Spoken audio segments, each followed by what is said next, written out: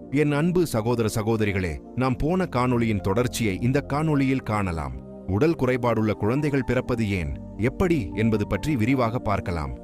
எங்கள் அன்பின் பரலோகத் தந்தையே, இந்த அருமையான வேளையிலே உமது வார்த்தைகளை நாங்கள் தியானிக்கும் பொழுது பரிசுத்த ஆவியினாலே எங்களை வழிநடத்தும்படி எங்கள் ஆண்டவர் இயேசு கிறிஸ்துவின் நாமத்தில் மன்றாடுகின்றோம் பிதாவே, ஆமென்.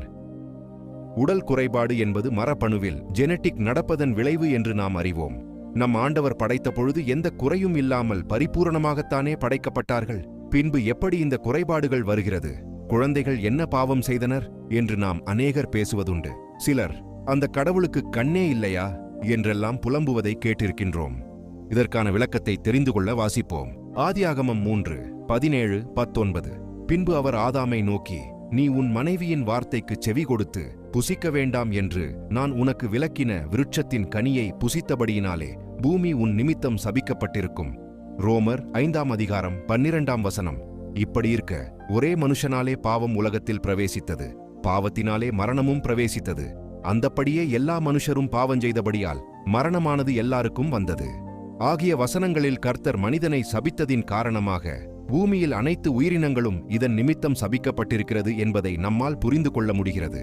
இந்த சாபத்தின் காரணமாகத்தான் பரிசுத்த வித்தாக படைக்கப்பட்ட மனிதனின் மரபணுவிற்குள் பாவம் நுழைந்திருக்கிறது. இதனால்தான் மனிதர்கள் மட்டுமல்லாமல் குறைபாடுகள், கஷ்டங்கள் யாவும் விலங்குகளுக்கும் பொருந்துகிறது. பிசாசின் தூண்டுதலுக்கு செவி சாய்க்கப்படும் போதுதான் பிசாசு அவனுடைய கிரியையை நமக்குள்ளே செய்கிறான். இதுவே நம் ஆவிக்குரிய வீழ்ச்சியாகும். சில பேர் குறைபாடுள்ள மனிதர்களை பார்க்கும்போது இப்படி சொல்வதுண்டு, யார் செய்த பாவமோ இப்படி பிறந்திருக்கிறது என்று. இதற்கு நம் ஆண்டவர் சொல்வதாவது வாசிக்கலாம். யோவான் 9:3. ஒரு மனிதன் தன் பாவத்தினாலுமல்ல, தன் தாய் தந்தை செய்த பாவத்தினாலுமல்ல, தேவனுடைய மகிமை விளங்கும் பொருட்டு இப்படி நடந்தது என்று.